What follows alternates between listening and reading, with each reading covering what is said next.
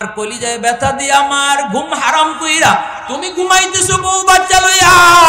রাসূল কয় সকাল হওয়া মাত্রই তোর জন্য জাহান্নামের দরজা খোলা। নাউজুবিল্লাহ, জোরে কও। আর যদি মারে বাবারে রাতে খুশি কইরা ঘুমাও, মার মাথায় একটু তেল লাগাইয়া দিছো, মার সাথে বসে একটু গল্প করেছো, বাবা অসুস্থ, কপালে হাতটা দিয়া কইছো আব্বা শরীরটা কেমন, বাবা অর্ধেক সুস্থ হয়ে গেছে। আমার সন্তান আমার পাশে বৈশা কপালে হাত রাখছে, বাবার মনটা বড় হয়ে গেছে। রাসূল কয় তুমি তোমারে বাবারে খুশি কইরা ঘুমাও নাই, বরং সকাল হওয়া মাত্রই তোমার জন্য জান্নাতের দরজা খোলা। সাহাবী প্রশ্ন করে কিলা ইয়া রাসূলুল্লাহ ওয়া ইন যালামা। সাহাবী প্রশ্ন করে নবী গো, প্রশ্ন হলো যদি কোনো মা কোনো বাবা সন্তানের উপরে জুলুম করে তবু কি সন্তান ভালো আচরণ করবে? বাবা যদি সন্তানরে ঠকায়, যদি বাপ মায় তার সন্তানরে কষ্ট দেয়, কম মায়া করে, আরেক ভাইয়ের সন্তানরে বেশি মায়া করে, এমন কোন আচরণ যদি বাপ মায় করে তবু কি ভালো আচরণ করবে? আল্লাহ নবী প্রশ্নের জবাব কি দিয়েছেন একটু কানটা খাড়া করে শোনো। অনেকে আমাদেরকে প্রশ্নটা করে হুজুর কেমনে কোন মার খেদমত করবো, বাবার খেদমত করবো, মায়ে তো আমার সাথে এমন করছে, আব্বাই তো এমন করছে। এই প্রশ্নে যারা আমাদের কি করে, আমরা নবীর হাদিসটা শোনায় দেই। আল্লাহ নবীর ওই প্রশ্নটাই করা হয়েছিল। রাসূল জবাবে বলেছিলেন ওয়া ইন যালামা ওয়া ইন যালামা ওয়া ইন যালামা। তিনবার নবী বলেছেন বাপ মা যদি জুলুমও করে, জুলুমও করে, জুলুমও করে, তবুও সন্তান জুলুম করতে পারবে না, সন্তান ভালো আচরণ করতে হবে। এটা দুনিয়ার নিজাম, দুনিয়ার নিজাম। কারণ মা বাবা তোমার কাছ থেকে ভালো আচরণ পাও না শুধু মা হওয়ার কারণে, শুধু বাবা হওয়ার কারণে। সম্পদ যদি তোমারে কিছু নাও দেয় তবুও বাপ মা শুধু মা বাবা হওয়ার কারণে ভালো আচরণ পাও না, খারাপ আচরণ তুমি করতে পারবা না। কারণ এই বাপ মা না হলে তুমি এই দুনিয়া দেখতায় না। প্রশংসা করব কার? একটু মালিকের নাম জুড়ে আওয়াজ দিয়া কার? আলহামদুলিমান কাদ্দারা খাইরাম ওয়া খাবালা, আলহামদুলিমান কাদ্দারা খাইরাম ওয়া খাবালা, ওয়া শুকরু লিমান সাওয়ারা হুসনাম ওয়া জামালা, ফারদুন সামাদুন আন সিফাতিন খালকি বারিউন, রব্বুন আযালিয়্যুন খালাকাল খালকা কামালা, লা জিদ্দা ওয়ালা নিদ্দা ওয়ালা হাদ্দা লিমাওলা, লা জিদ্দা ওয়ালা নিদ্দা ওয়ালা হাদ্দা লিমাওলা, আল আনা কামা কানা ওয়ালাম ইয়ালকা যাওয়ালা, আল আনা কামা কানা ওয়ালাম ইয়ালকা যাওয়ালা। মুসলমানের আওয়াজ এখন আল্লাহু আকবার। ভাইরা বন্ধুরা, এইবার আল্লাহ পাক রব্বুল আলামিন বলেন ইম্মা ইয়াবলুগান্না ইনদাকাল কিবারা আহাদুহুমা আও কিলাহুমা ফালা তাকুল লাহুমা উফ ওয়ালা তানহারহুমা ওয়া কুল লাহুমা কাওলান কারীমা। আমি আপনাদের সামনে বাপ মার সাথে ভালো আচরণ করলে দুনিয়াতে আল্লাহ তারে কি পুরস্কার দেয় এমন বাস্তব একটা ঘটনা বলবো। আর বাপ মার সাথে বেয়াদবি করার কারণে দুনিয়াতে আল্লাহ কি নগদ শাস্তি দিছে বাস্তব ঘটনা বলবো। মনোযোগ কার কার আছে একটু হাত উঠে আল্লাহকে দেখান। আল্লাহ তুমি কবুল করো, জোরে বলি আমিন। আর একটু জোরে বলেন আমিন। আল্লাহ বলেন জানোনি যখনই তোমার বাপ মা বৃদ্ধ বয়সে উপনীত হবে আলাদা নজর রাখো, সাবধান এমন কোন আচরণ তুমি কইরো না রে আল্লাহর গোলাম যেই আচরণে মার মুখ থেকে উফ শব্দ বের হয়েছে, বাবার মুখ থেকে আহ শব্দ বের হয়েছে। আহ, আজকে আমার সন্তান এমনটা কইতে পারলো, আল্লাহ কয় সাবধান আহ শব্দ বের করাবি না। এই আহ শব্দটা আমি আল্লাহর আরশে আয়া ধাক্কা খায়। এমন কোন আচরণ কইরো না, ধমক দিও না, কিরিমিরি খায় কথা কইও না। বৃদ্ধ বয়সে অনেক বাপ মা অসহায় হয়ে যায়, পকেটে বাবার টাকা নাই, তোমার কাছে ঔষধ চায়, তোমার কাছে শীতের কাপড় চায়, কিছু লাগলেই সন্তানের কাছে চায়। আল্লাহ বলেন না, এমন সময় বাপ মারে ধমক দিও না, চোখ লাল করে কথা কও না, কারণ শিশুকালের কথাটা একটু ইয়াদ করো। শিশুকালেও তোমার আমার পকেটে টাকা ছিল না রে যুবক, কোনো কিছুর প্রয়োজন হলেই আব্বার কাছে চাইতাম, ঠিক না নি? আব্বা আমার জুতা লাগবে, আব্বা আমার কলম লাগবে, আব্বা আমার খাতা লাগবে, আব্বা আমার ওষুধ লাগবে, আব্বা আমার মজা কিনে দিতে হবে। পকেটে টাকা নাই, টাকা বাবার পকেটে। ওই দিন বাবা ধমক দেয় নাই, চোখ লাল কইরা তোমার ধমক দেয় নাই। বাবা বাজারে গেছে, বাজার করছে, পকেটে টাকা নাই, কিন্তু তোমার আমার কথা মনে পড়ে গেছে। বন্ধুর কাছ থেকে ধার করেও তোমার জন্য মজা কিনে নিয়ে আসছে। লাভ হইল কি? ভাইরা আমার, এজন্য বলতেছিলাম, আল্লাহ নবী বলেন বাপ মার দোয়া কবুল, এই ব্যাপারে আল্লাহর পক্ষ থেকে রাসূল তার পক্ষ থেকে গ্যারান্টি দিয়েছেন। দোয়া কবুল করবেন আল্লাহ, গ্যারান্টি দিয়েছেন নবী। আল্লাহু আকবার, জোরে বলেন। দোয়া কবুল করবেন কে? গ্যারান্টি দিয়েছেন নবীজি, ঠিক না? আল্লাহর দোস্ত গ্যারান্টি দিয়েছেন। কে গ্যারান্টি? আল্লাহর দোস্ত গ্যারান্টি দিয়েছেন। এই জন্যই মঈনুদ্দিন চিশতি রহমাতুল্লাহ আলাইহি যেদিন তার প্রথম বয়ানে 90,000 হিন্দু কালেমা পড়ে মুসলমান হয়েছিল, মঈনুদ্দিন চিশতি রহমাতুল্লাহ আলাইহি তিনি মার কাছে এসে বলছিলেন, মা গো, ও মা, আজ আমার চেহারা দেখে 90,000 হিন্দু কালেমা পড়ে মুসলমান হয়ে গেছে। মঈনুদ্দিন চিশতির মা ডাক দিয়ে বলতেছে, বাবা মঈনুদ্দিন, এটা তোমার কোনো বাহাদুরি না, পুরা বাহাদুরিটা আমি মার। আমি মা তোমাকে জীবনে কোনোদিন অজু ছাড়া দুধ পান করাই নাই। আব্দুল কাদের জিলানী হয়েছে বাপ মার দোয়ায়, মঈনুদ্দিন চিশতি হয়েছে বাপ মার দোয়ায়, ইমাম বুখারী হয়েছে বাপ মার দোয়ায়। ভাইরা বন্ধুরা, যত আল্লাহর ওলিরা আছে, প্রত্যেক আল্লাহর ওলি হওয়ার পিছনে বাপ মার দোয়া আছে। বাপ মার কলিজায় ব্যথা দিয়ে কেউ আল্লাহরে খুশি করতে পারে না। বাপ মারে খুশি কইরেই আল্লাহরে খুশি করতে হয়, বাপ মারে খুশি কইরেই আল্লাহরে খুশি করতে হয়। এজন্যই আল্লাহ পাক রব্বুল আলামিন কয়, ওয়াকাদা রব্বুকা আল্লাহ তা'বুদু ইল্লা ইয়্যাহ ওয়া বিল ওয়ালিদাইনি ইহসানা। আল্লাহ বলতেছেন, বন্ধু, তোমার রবের ফরমান, 1 নম্বর ফরমান হলো বন্দেগী চলবে শুধু আমি আল্লাহর, গোলামি চলবে শুধুমাত্র আমি আল্লাহর। ধন দৌলত চাইব তো আল্লাহর কাছে চাইব, সন্তান চাইব তো আল্লাহর কাছে চাইব, শান্তি চাইব তো আল্লাহর কাছে চাইব, সন্তান চাইব তো কার কাছে? আওয়াজ দিয়া যেহেতু দরগায় গিয়ে আপনি সন্তান চান, আসেনি না নাই? আমি একদিন ওয়াজ শেষ কইরা দরগা গেছি, সিলেট শাহজালাল দরগা গিয়া দেখি কুমিল্লা থেকে এক বাস আইছে, এক মহিলা দরগাত গিয়া ফ্যাট গোসাইতেছে। আমি এক পুরুষে জিগাইলাম, রাত বাজে 2:30 না 3টা, মহিলা এমন করে কেন? কয় বাচ্চা নেই। নাউজুবিল্লাহ কইছেন না কাটা কাটা? শাহজালাল মজুরিতে ইয়ামনি বাচ্চা দেওয়ার ক্ষমতা রাখে? আওয়াজ আসতে গেলে লাগে, রুগী আছেন নাকি কেউ? কোন ফিসাব কি বাচ্চা দেওয়ার ক্ষমতা রাখে? হ্যাঁ? যদি কেউ মনে করে যে আল্লাহ যা পারে আমার ফিসাবেও তা পারে, তাহলে ইমান থাকবে না যাবে? তাহলে বাচ্চা যে দরগা গিয়ে লইল ফেট গোসাইয়া, ইমান লইয়া আইছে না রাখি আইছে? গেছিল পালাল লাগে আর তুই আইছে, ঠিক না নি? এজন্য আল্লাহ পাক প্রথম নির্দেশটা দিলেন, গোলামি চলবে একমাত্র শুধুমাত্র কেবলমাত্র কার?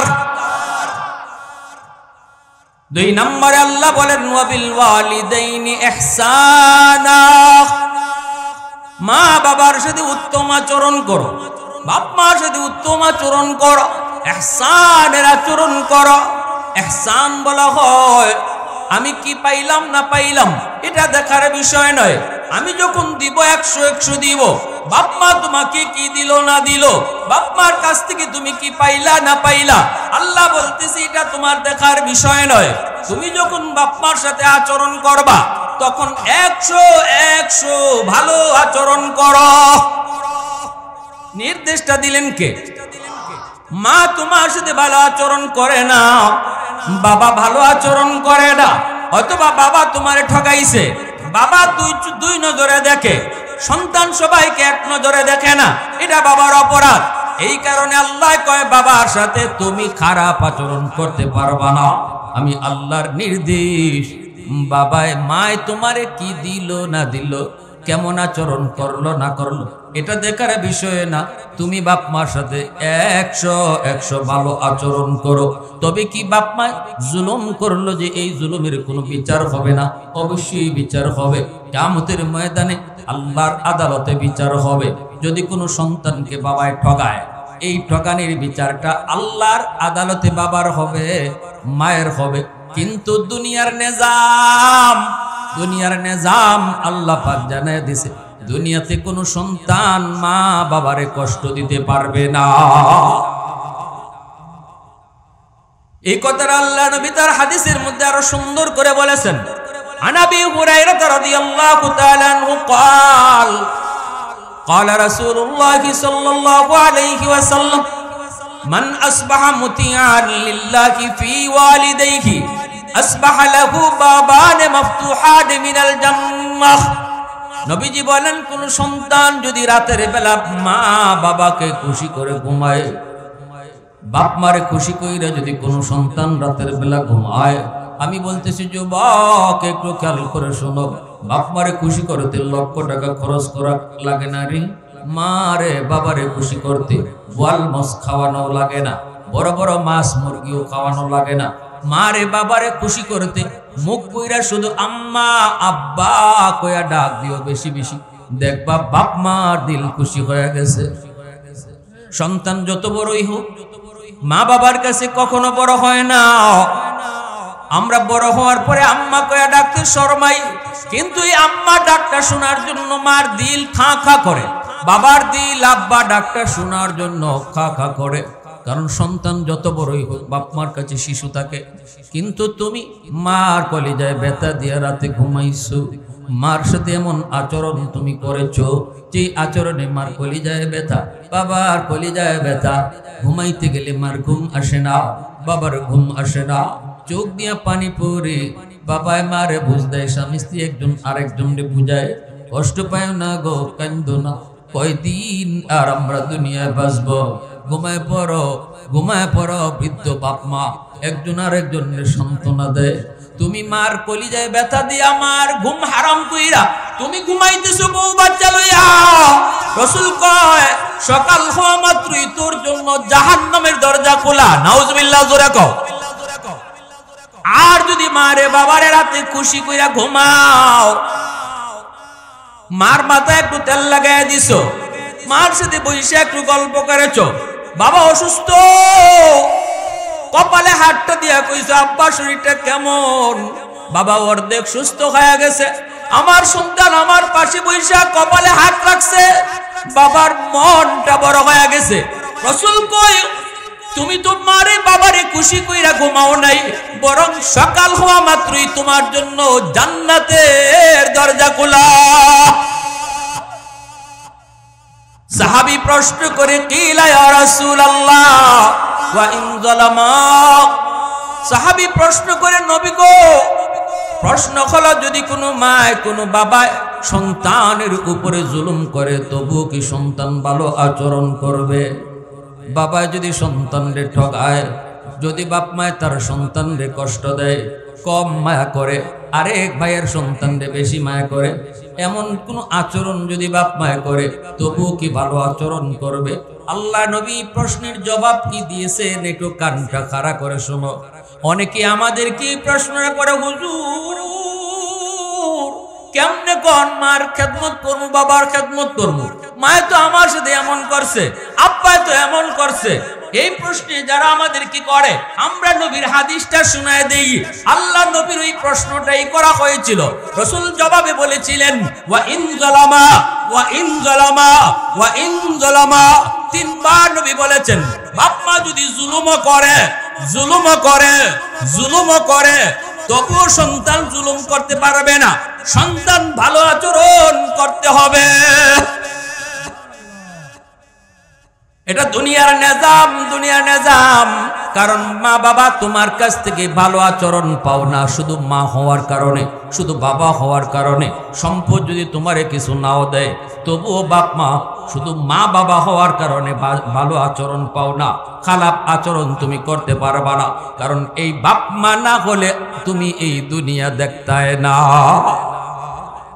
প্রশংসা করব কার? একটু মালিকের নাম জোরে আওয়াজ দিয়া কার? আলহামদুলিমান কাদ্দারা খাইরাম ওয়া খাবালা,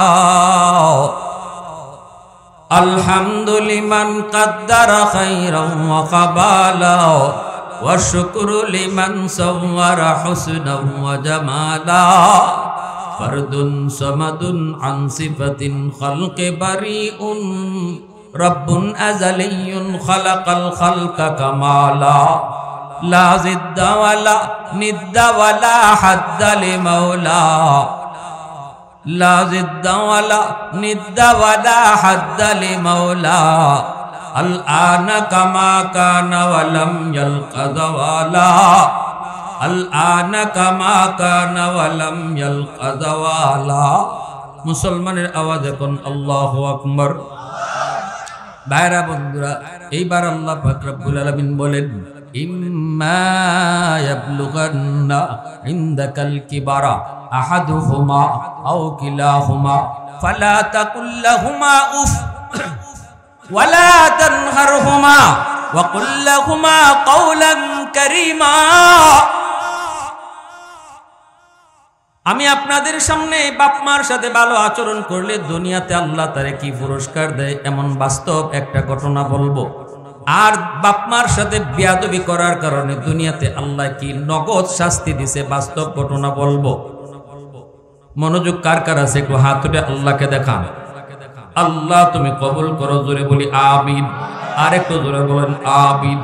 আল্লাহ বলেন জানোনি যখনই তোমার বাপ মা বৃদ্ধ বয়সে উপনীত হবে আলাদা নজর রাখো, সাবধান এমন কোন আচরণ তুমি কইরো না রে আল্লাহর গোলাম যেই আচরণে মার মুখ থেকে উফ শব্দ বের হয়েছে, বাবার মুখ থেকে আহ শব্দ বের হয়েছে। আহ, আজকে আমার সন্তান এমনটা কইতে পারলো, আল্লাহ কয় সাবধান আহ শব্দ বের করাবি না। এই আহ শব্দটা আমি আল্লাহর আরশে আয়া ধাক্কা খায়। এমন কোন আচরণ কইরো না, ধমক দিও না, কিরিমিরি খায় কথা কইও না। বৃদ্ধ বয়সে অনেক বাপ মা অসহায় হয়ে যায়, পকেটে বাবার টাকা নাই, তোমার কাছে ঔষধ চায়, তোমার কাছে শীতের কাপড় চায়, কিছু লাগলেই সন্তানের কাছে চায়। আল্লাহ বলেন না এমন সময় বাপ মারে ধমক দিও না, চোখ লাল করে কথা কইও না। কারণ শিশুকালের কথাটা একটু ইয়াদ করো। শিশুকালেও তোমার আমার পকেটে টাকা ছিল না রে যুবক। কোনো কিছুর প্রয়োজন হলেই আব্বার কাছে চাইতাম, ঠিক না নি? আব্বা আমার জুতা লাগবে, আব্বা আমার কলম লাগবে, আব্বা আমার খাতা লাগবে, আব্বা আমার ওষুধ লাগবে, আব্বা আমার মজা কিনে দিতে হবে। পকেটে টাকা নাই, টাকা বাবার পকেটে। ওই দিন বাবা ধমক দেয় নাই, চোখ লাল কইরা তোমারে ধমক দেয় নাই। বাবা বাজারে গেছে, বাজার করছে, পকেটে টাকা নাই, কিন্তু তোমার আমার কথা মনে পড়ে গেছে। বন্ধুর কাছ থেকে ধার করেও তোমার জন্য মজা কিনে নিয়ে আসছে। মনে মনে ভাবছে বাড়িতে গেলেই তো আমার পাগলটাই কই বাবু কি নিয়ে আইছো, কি নিয়ে আইছো। আজকে তোমার বাবা বৃদ্ধ, বাবার পকেটেও টাকা নাই, বাবাই রুজি করার ক্ষমতা নাই, কোমরে তার ব্যথা, হাঁটুতে তার ব্যথা, পকেট শূন্য বাবা। যদি আজকে তোমার কাছে কিছু চায় তুমি চোখ লাল কইরো না। শিশুকালের কথাটা ইয়াদ কইরা তোমার প্রয়োজনটা তুমি পরে করো, আগে বাবার কথাটা রক্ষা করো। কারণ এটা আমার আল্লাহর নির্দেশ। সূরা বাকারার মধ্যে আল্লাহ বলেন, ওয়ায়াসআলুনাকা মাযা ইউনফিকুন কুল মা আনফাকতুম মিন খায়র ফালিল ওয়ালিদাইনি ওয়াল আকরাবিন। আল্লাহ পাক বলেন, বন্ধু মানুষ তোমার কাছে জানতে চায় টাকা কোন কোন খাতে ব্যয় করবে, পয়সা কোন কোন জায়গায় খরচ করবে। আল্লাহ বলেন, বন্ধু জবাব তুমি দিও না, জবাব দিতেছি আমি আল্লাহ। জানায় দাও, এক নম্বরে তার টাকা বাপ মার জন্য খরচ করতে হবে। শীতের পোশাক তোমারও প্রয়োজন, আমারও প্রয়োজন, মারও প্রয়োজন, স্ত্রীরও প্রয়োজন, সন্তানেরও প্রয়োজন। আইতেছে শীতের শীত, আইতেছে শীত, শীত পড়ে গেছে, কিছুদিন পরেই হয়তো শীত পড়বে, শীতের কাপড় লাগবে। মনে রাখবা, তোমার পকেটে এমন টাকা আছে যেই টাকা দিয়ে শুধু তুমি তোমার পোশাকটা কিনতে পারো, কিনতে পারো, অথবা তোমার স্ত্রীরটা কিনতে পারো, অথবা তোমার বাপেরটা কিনতে পারো। কারটা তুমি আগে কিনবা? আল্লাহ পাক সূরা বাকারায় সিদ্ধান্ত জানায় দিয়েছে। আল্লাহ কই তোরটাও আগে না, বউয়েরটাও আগে না, সন্তানেরটাও আগে না, আগে বাপ মারটা কিনা লাগবে। সিদ্ধান্ত কার? আওয়াজ দিয়া বলেন কার? এজন্য আমার ভাইরা ভালো করে মনে রাখবেন, আল্লাহ পাক কয় বৃদ্ধ বয়সে বাপ মার দিকে আলাদা নজর রাখো। বুড়া বয়সে অনেক সন্তান বাপ মার সাথে বেয়াদবি করে, বাবার সাথে বেয়াদবি করে। ফেসবুক খুললে দেখি মারে পিটাইতে পিটাইতে নিয়ে গাঙ্গে ফলায়, বাবারে মারে, বাবারে রক্ত জড়ায়, কষ্ট লাগে। মনে রাখবে যুবক, আজ তুমি তোমার বাপ মার সাথে যেই আচরণ করো, আগামীকাল তোমার সন্তানও তোমার সাথে এমন আচরণ করব। এটাই দুনিয়াতে নগদ শাস্তি, নগদ। আল্লাহ রাসূল বলে সব গুনার শাস্তি আল্লাহ পরকালে দিব। একটা গুনাহ আছে উকুকুল ওয়ালিদাইন, ফাইন্নাহু ইউআজ্জালু লিসাহিবিহি ক্বাবলাল মামাত। নবীজি বলেন মরার আগে আগে আল্লাহ পাক বিয়াদব সন্তানের শাস্তি দুনিয়াতে আল্লাহ নগদ দেয়, নগদ। করাচির হযরত হাকিম আক্তার সাহেব রাহিমাহুল্লাহ বহুত বড় বুজুর্গিনী বলেন, আমি করাচির জামে মসজিদে নামাজ আদায় করি, দেখতে পেলাম একটা যুবক বড় সুন্দর করে নামাজ পড়তেছে। রুকুটা তার বড় সুন্দর, সেজদাটাও তার বড় সুন্দর, দাঁড়ানোটাও তার বড় সুন্দর। কিন্তু দেখলাম যুবকের হাত কাপড় দিয়ে পেঁচানো। নামাজ শেষ হলে পরে আমি যুবককে বলতেছি, যুবক হাতটা তুমি কাপড় দিয়ে পেঁচায় রাখছো কেন? এত সুন্দর করে নামাজ আদায় করেছো। যৌবনের ইবাদত যুবককে আল্লাহর ওলি বানায়। মনে রাখবা, যত আল্লাহর ওলি হইছে সব ওলি হইছে যৌবন কালে। হাজারো বুড়া মানুষের সেজদা, হাজারো বৃদ্ধ মানুষের সেজদা যদি এক পাল্লায় রাখা হয়, একজন যুবকের সেজদা যদি এক পাল্লায় রাখা হয়, যুবকের সেজদার পাল্লা ভারী হয়ে যায়। রাসূল বলেন লা ওয়ারআকাল কাফি আও কামা ক্বালা নবী আলাইহিস সালাম।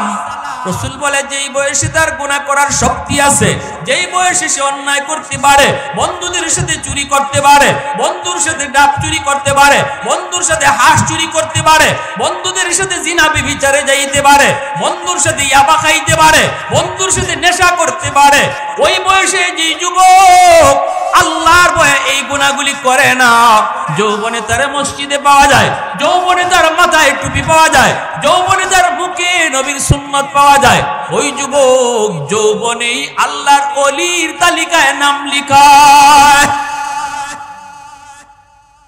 করাচির হযরত বলেন, যুবক কেন খাত কাপড় দিয়ে পেঁচায় রাখছো একটু কও। যুবক বলতেছে, হুজুর হুজুর আমার হাতটা পইচা যাইতেছে, দিন দিন খালি ফসা উপরের দিকে উঠে দুর্গন্ধ বের হয়।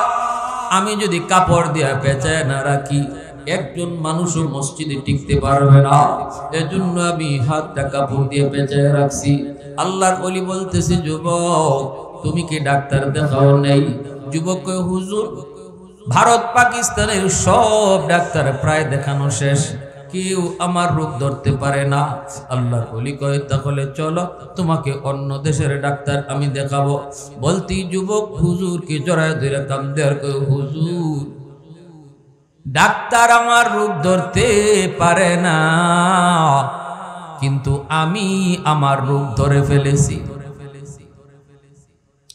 হুজুরে কই বাবা কও কি? হ হুজুর, আমি আমার রূপ ধরে ফেলেছি। কি তোমার রূপ যুবক? হুজুর আমার রূপ হলো আসমানে, চিকিৎসা চলছে জমিনে। আগুন লাগছে শেরপুর, পানি দেয় ফরিদপুর, জীবনে কোনোদিন আগুন নিভবে না। আমি আমার মার গর্ভে একমাত্র সন্তান, জন্মের কিছুদিন পরে আব্বা মারা গেছে। আম্মা আমারে মানুষের বাড়িতে কাম করে করে পড়ালেখা করাইছি। কতদিন মা না খাইয়াও কইছে খাইছি, আমারে খাওয়াইয়া মা উপাস থাকছে। হুজুর আমি একটা বড় লোকের মেয়ের সাথে প্রেমে পড়া, এই মেয়েটারে আমি বিয়ে করে ঘরে আনার পর লাইগা গেল আম্মার সাথে। বেজালটা তো বাজে বিয়ার পরে, কিনা জোরে কও। মনে রাখবা নতুন বউ যারা আইস, শাশুড়ি রে শাশুড়ি কইবা না, আম্মা কয়া ডাকতায় না। একদিন তুমিও শাশুড়ি হইবা, সেদিন তোমার ফুতের বউ তোমারে আম্মা কইতো না, কিনা? যেই স্বামীটারে এত ভালোবাসো, এই স্বামীটা কিন্তু বুড়া বেটির পেট থেকে দুনিয়াতে আইছি। অতএব একটু হিসাব করে শাশুড়ির সাথে কথা কইও। ওই যুবক বলতেছে হুজুর আমার বউয়ের সাথে আম্মায় ঝগড়া করে না, কিন্তু বউ বানায়া বানায়া অফিস থেকে আসলে পরে আমার কানে কানে মার বিরুদ্ধে নালিশ দেয়। মায় কিন্তু আমার বাধা দিছিল বিয়ার সময়। আম্মায় কইছিল বাদামদি আমরা গরিব মানুষ, ধনীর মেয়ে গরিবের বাড়িতে আসলে টিকে না রে বাবা, ধনীর মেয়ে গরিবের বাড়িতে আসলে টিকে না। এজন্য বিয়া করার আগে যুবক একটু ভাগ্য কইল, তুমি সাধারণ ঘরের ছেলে, চেয়ারম্যানের মাইয়া বিয়া করতে যাও না। আজকে তোমার প্রেম আছে, বিয়ার পরে প্রেম বেশি দিন থাকতো না, ঠিক না? বেশি দিন থাকতো না। তখন চেয়ারম্যানের মেয়ে তোমার বাড়িতে আইসে চেয়ারম্যানই দেখাইব। বড় লোকের মেয়ে গরিবের বাড়িতে যদি গরিবের বাড়িতেও ফুটানি দেখাইব, তখনই সংসারে অশান্তি আইব। এজন্য শরীয়তে কই কুফু মিলায় বিয়ে করো, কুফু মিলায় মিলায় বিয়ে করো। তুমি যেই পর্যায়ে আসো এই পর্যায়ে বিয়ে করো। মধ্যবিত্ত তুমি মধ্যবিত্ত ফ্যামিলিতে যাও, গরিব তুমি গরিবের কাছে যাও, ধনী তুমি ধনীর বাড়িতে যাও, স্ট্যাটাস মিলায় বিয়ে করো। এটা শরীয়তের একটা বিধান। আর শরীয়ত বলছে ফাজফার বিজাতিদ দ্বীন, আগে তুমি দিনদারি দেখো। সুন্দর দেখে দৌড় দিও না, বংশ ভালো পায়া দৌড় দিও না, টাকা দেখে দৌড় দিও না। আগে দেখো সে নামাজি কিনা, আগে দেখো সে পর্দা করে কিনা, আগে দেখো তার মা নামাজি কিনা, মায় পর্দা করে কিনা। সব কিছু দেখে যদি দেখো দিনদারি আছে, তখন যদি সুন্দর পাও প্লাস, বংশ যদি ভালো পাও প্লাস, সম্পদ যদি পাও প্লাস, আগে তোমারে দেখতে হবে দিনদারি। দিনদারি নাই, কোনোটাই নাই। আওয়াজ দিয়া। আমাদের সমাজের যুবকরা যদি বিয়ার আগে এই চিন্তাটা করতো, তাহলে প্রতিটা মেয়েকে বাপ মা পর্দার ভিতরে ঢুকাইতো। কিন্তু আমাদের ছেলেদের যুবকদের রুচি নষ্ট হয়ে গেছে। অনেক যুবকদের, সব যুবকদের কথা বলি না, কিছু কিছু যুবকদের রুচি নষ্ট হয়ে গেছে। রুচি নষ্ট হয়ে গেছে কেমনি আর বাংলায় কইতাম রুচি নষ্ট হয়ে গেছে। অর্ধনগ্ন নায়িকাদেরকে কোন রুচিতে বিয়া করে? 10 জন 100 জন হাজারো মানুষে যারা দেখছে, সে কি আবার এখানে বিয়ার প্রস্তাবটা দেয় কেমন? আবার এমনও আছে গান গায়নি, গান গাওয়া শিখছেনি, গিয়া জিগাই তো সুরাকেরাত পারেনি, কয় গান গাইতে পারেনি, নাচতে পারেনি, নাইস জানেনি। তুমি যে নাইস দেখে আনতেছো, গড় আইয়া তোমারও নাচাইব, ঠিক কিনা জোরে কও? আর যে ওই ভারতের নায়িকা প্রিয়াঙ্কা চোপড়ার মতো দেখে আনছো, এটাও তোমারে আইয়া হলে চুপ রইব। এজন্য শরীয়তকে ফাজফার বিজাতিদ দ্বীন, আগে দিনদারি দেখ বেটা, আগে দিনদারি দেখো। আগে দেখো কেমনে রাস্তা দিয়ে হাঁটতো, নাকি ফিসি দিয়া লাইন থাকতো। তুমি দেখো এটা এটা দেখে আগাও, দিনদারি দেখে আগাও। যুবকরা যদি এই সিদ্ধান্তে পৌঁছে জায়গা, তাহলে এই সমাজের মেয়েরারে অন্তত বাপ মায় পর্দা ধরাই দিব, নাহলে বিয়া দিত কার কাছে? ঠিক না নি? যুবকরা যদি কয় বুরকা ছাড়া যে মেয়ে রাস্তা দিয়ে হাঁটবো, এই মেয়ের বিয়া করতাম না, তাহলে বাপ মা এই মেয়ের বিয়া দিত কার কাছে? এজন্য দিনদারি দেখা, ঠিক না নি ভাই? ওই যুবক হুজুরকে বলতেছে, হুজুর মায় আমারে বারবার নিষেধ করছে, বাবা ধনীর মেয়ে গরিবের বাড়িতে আনবি না, ধনীর মেয়ে গরিবের বাড়িতে টিকবে না। কয়েকদিন পরে আম্মারে আম্মা কয়া ডাকতো না।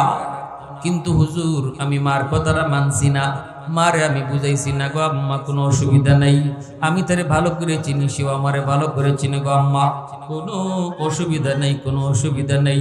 এইভাবে মারে বুঝাইছি, মায়ও আমার বোঝটা মেনে ফেলছে।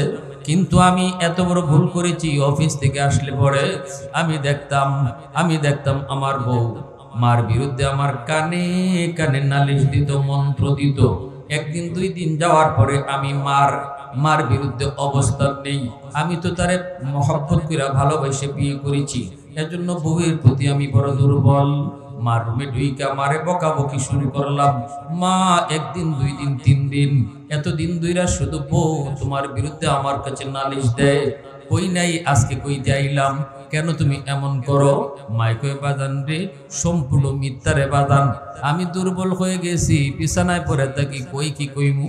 মূলত তোর বউ আমার একটা বোঝা মনে করতেছে সংসারের লাগি, আমার একটা বোঝা মনে করে, খাইবার দিতে চাইলো খাইতে দেয় না। মোটো আমি ঝগড়া করি নেই হুজুর, ওই দিন আমি মার কথাটাকে এইভাবে বিশ্বাস করি নেই। দ্বিতীয় দিন মার রুমে ঢুইকে আবারও বকাবকি করলাম। মায়ের শুধু কই বাদান অযথা গাল্লিস না, আমি কোনো ঝগড়া করি নেই হুজুর। তৃতীয় দিন আইসা আমি মার রুমে ঢুইকা মারে বকাবকি কইরা মার গায়ে হাত উঠায় ফেলছি, নাউজুবিল্লাহ। যেই মাত্র মার গায়ে হাত উঠাইছি এমনি মা হাউমাউ কইরা কান্দা দিছে আর কইতেছে বাদান আজকে তুই বউয়ের কথায় মার গায়ে হাত উঠায় দিলি, অথচ এই হাতটা মা চুমায়া চুমায়া বড় করছি। তোর হাতের মধ্যে মায়ের চুমা আর কারো চুমা নাই রে বাজান। বউয়ের কথায় তুই আমার গায়ে হাত উঠায় দিলি, ঠিক আছে যা, আল্লাহ যেন তোর এই হাত ফসায়া দেয়।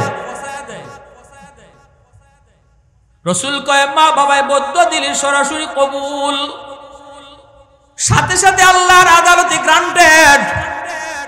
যুবক বলতেছে হুজুর মায় বদ্ধ দেওয়ার সাথে সাথে আমি টের পাইছি আমার পায়ের নিচের জমিনটা কাঁপে উঠছে। মায় আর একটা বদ্ধ দিছে, তুই যেন আমার জানাজার নামাজ পড়তে না পারো।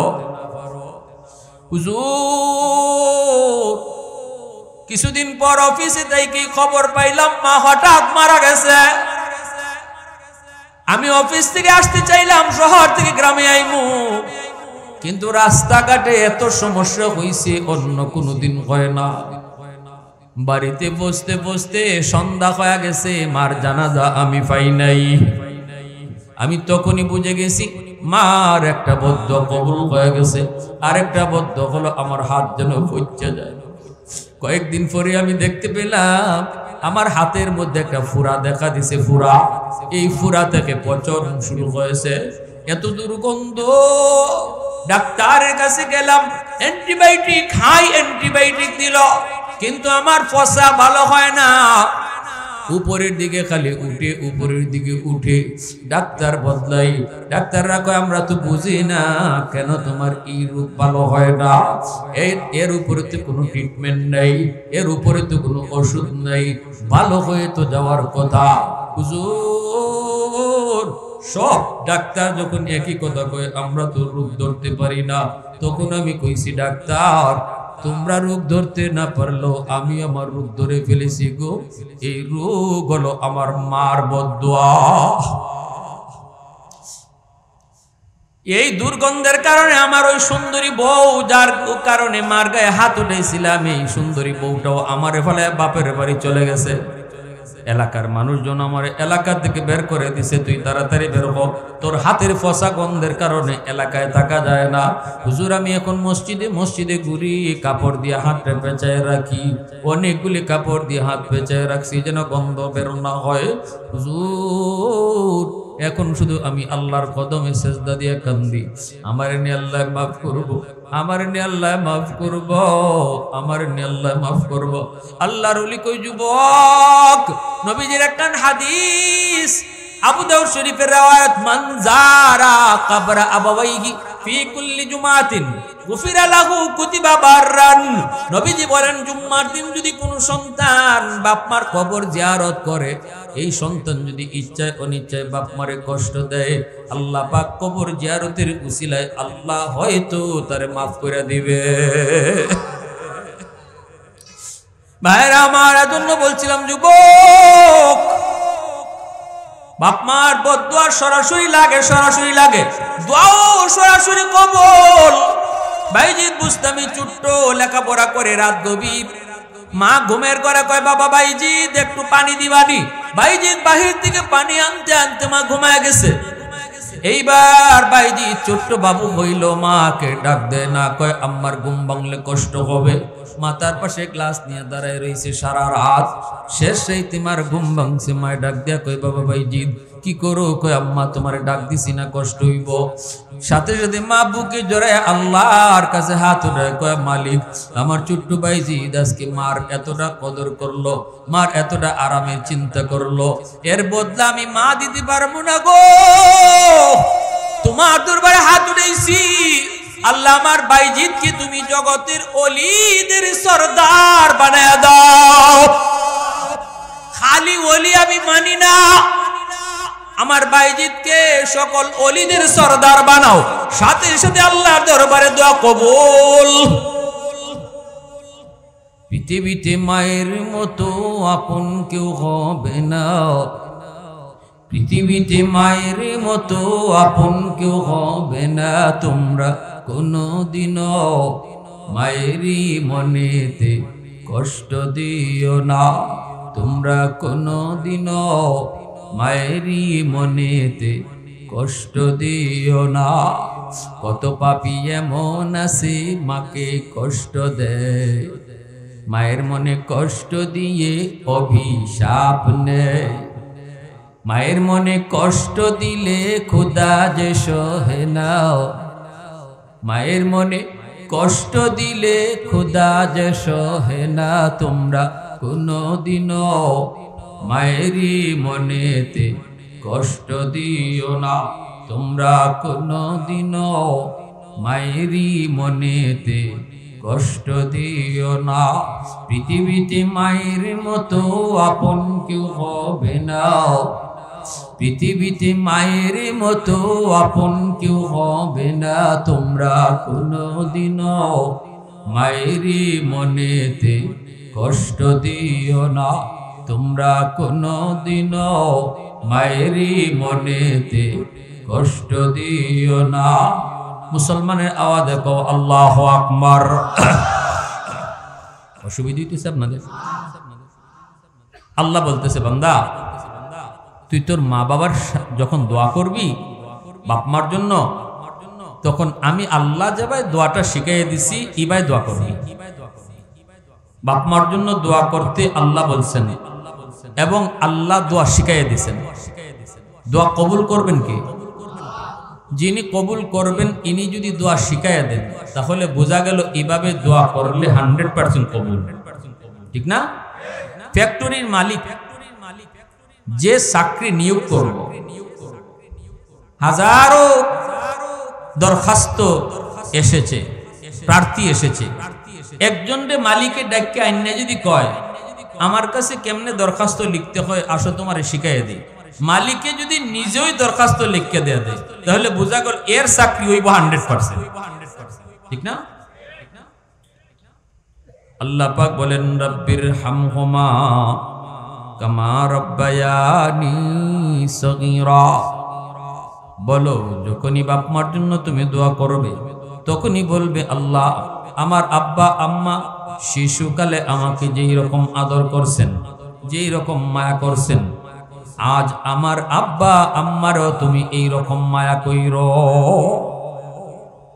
শিশুকালের কথা আল্লাহ আলাদাভাবে উল্লেখ করে শোনাইছেন, কারণ হলো শিশুকালে বাপ মা সন্তানের জন্য কি না করে এই জিনিসটা আল্লাহ পাক কয় বান্দা তুই জানোস না আমি জানি। তোর মা কত রাত তোর মাতার পাশে দাঁড়ায় দাঁড়ায় পাহারা দিছে, অসুস্থ হয়েছিলে তুই, বাবা কত রাত তোর পাশে দাঁড়ায় দাঁড়াইয়া রাত কাটাইয়া দিছি আমি জানি। শিশুকালে বাবা সিরা লঙ্গি পুরা ঈদগাহে তোরে নতুন কাপড় পরাইয়া নিছে, আজকে তুই বাবা হয়ে বড় হয়ে গেছো, মনে নাই, কিন্তু আমি আল্লাহর মনে আছে। এজন্য যখনই বাপ মার জন্য দোয়া করবি, শিশুকালের কথাটা আমি আল্লাহরে ইয়াদ করাইস। ইয়াদ তো আমার আছে, ওই মূলত আমি তোরে ইয়াদ করাইতেছি। ওই দিনও আমি পত্রিকায় দেখেছি, চীনে একটা বিল্ডিং ধসে পড়ে গেছে, মানুষজন মারা গেছে, কিন্তু 21 দিন পর একটা মা দুধের বাচ্চা সহ জীবিত পাওয়া গেছে। এইরকম বিল্ডিং এর তলে একটা জায়গার মধ্যে 21 দিন পর তার উদ্ধার করছে। কঙ্কাল হয়ে গেছে, কিন্তু শিশুটাও জীবিত, মাও জীবিত। আল্লাহ, দুধের বাচ্চাটা কেমনে জীবিত? ডাক্তাররা অবাক হয়ে গেল। এইবার ডাক্তাররা ট্রিটমেন্ট করে আর দেখে মহিলা মার একটা আঙ্গুলের মাথাও নাই, প্রতিটা আঙ্গুলের মাথা কাটা। ডাক্তাররা জিগায়, মা গো, ও মা, বাচ্চাটা কেমনে বাঁচলো? বুকের দুধ তো তোমার শুকায় গেছে অবশ্যই, এরপরে দুধের বাচ্চারা কেমনে তুমি বাঁচাইছ? মায়ের কান্দে আর কয়, ডাক্তার, আমার আঙ্গুলগুলা দেখো, একটা আঙ্গুলের মাথাও নাই। যখনই আমার বুকের দুধ শুকিয়ে গেছে, তখন আমি দাঁত দিয়ে আঙ্গুলটা কাটছি, আঙ্গুলটা কাটতে আঙ্গুলটারে ফালাইয়া দিছি। এই আঙ্গুল কাটা দিয়ে যে রক্ত বাইরেছে, এই রক্ত খাওয়ায়া খাওয়ায় আমার সন্তানকে আমি বাঁচাইয়া রাখছি।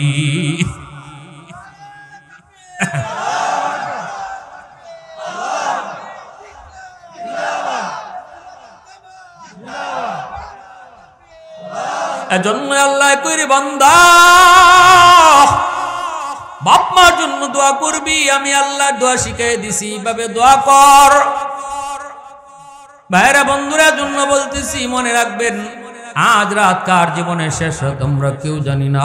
রসুল বলতেছে, রাতে ঘুমাই, কোন সন্তান রাতে ঘুমায় না বাপ মারে খুশি না কইরা। যদি বুঝো দিনের বেলা কোনো কথায় তুমি মারে কষ্ট দিছো, ঘুমাইতে যায় না মারে খুশি না কইরা। জানি না এই রাত কার জীবনের শেষ রাত, হয়তো তোমার জন্য এই রাত শেষ রাত হয়ে যেতে পারে। যদি এই রাত তোমার জীবনের শেষ রাত হয়, কত মানুষ ঘুমাইবার আগে ভালো, কিন্তু ঘুমের ঘরে যে ঘুমায় আর ঘুম থেকে উঠে না, জীবনের শেষ ঘুম সে ঘুমায় যায়। কার জন্য এই ঘুম শেষ ঘুম কেউ জানে না। এজন্যই যদি বাপ মার দিলে কষ্ট দিয়ে ঘুমাও, মরণ হয়, তোমার জিন্দেগির কোনো আমল তোমার জান্নাতে নিতে পারবে না। আর যদি বাপ মারে খুশি কইরা ঘুমাও, ওই রাত্রে বাবা তোমার উপরে খুশি, মা তোমার উপরে খুশি, কোনো না কোনো সুরতে তুমি খুশি করছো, কথা কয়া খুশি করছো, ভালো ব্যবহার দেখায় খুশি করছো, মার পছন্দের কোনো জিনিস খাওয়ায় তারে খুশি করছো, বাবার সাথে আলোচনা কইরা বাবারে খুশি করছো, বাবার মাথায় তেল দিয়া খুশি করছো, মার পায়ের তলায় তেল লাগায় তুমি খুশি করছো, কোনো না কোনো সুরতে তুমি খুশি কইরা যদি রাতে ঘুমাও, আল্লাহর নবী কয়, এই রাত যদি তোমার মরণ হয়, জীবনে আর কোনো নেক আমল যদি নাও থাকে, শুধু এই নেক আমলের উসিলায় আল্লাহ তোমারে জান্নাত দিয়া দিব।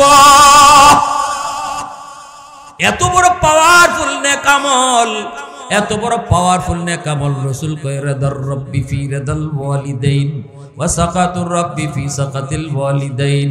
আল্লাহ খুশি হয় যখন বাপ মা খুশি থাকে, আল্লাহ নারাজ হয় যখন বাপ মা নারাজ থাকে। অতএব আজকে রাত্রে যায় মারে খুশি করবো, আল্লাহ খুশি হয়ে যাবে। কারা কারা রাজি আছে একটু হাত তুলে আল্লাহরে দেখাও।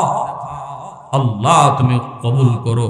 মশারিটা, মা বাবার মশারিটা আজকে নিজেকে টানাইবেন, বৌরাতারে টানাইতে দিবেন না, বাবার হাতেও টানাইবেন দিবেন না। বা আমি মশারিটা আজকে টানাই দিব, বিছানাটা আজকে ঝাড়ু দিয়ে দিবেন, পরিষ্কার করে দিবেন। বাবার দিলটা দেখবেন অটো খুশি হয়ে গেছে। শ্বশুর বাড়ির মানুষকে খুশি করতে বড় মাছ খাওয়ানি লাগে, মিষ্টি লইয়া যাওয়ান লাগে।